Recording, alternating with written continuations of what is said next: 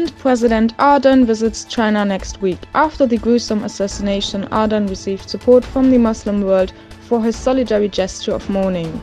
Now, Human Rights Watch demands an equally clear stance from Erdogan against China's detention centers, calling for courage from the president. Chinese Foreign Minister Wang Yi has dared to call the oppressive measures of the communist regime in East Turkestan a simple measure against radicalism. He then thanked Kazakhstan, which supports these alleged prevention measures. Chinese Foreign Minister Wang Yi has dared to call the oppressive measures of the communist regime in East Turkestan a simple measure against radicalism. He then thanked Kazakhstan, which supports these alleged prevention measures.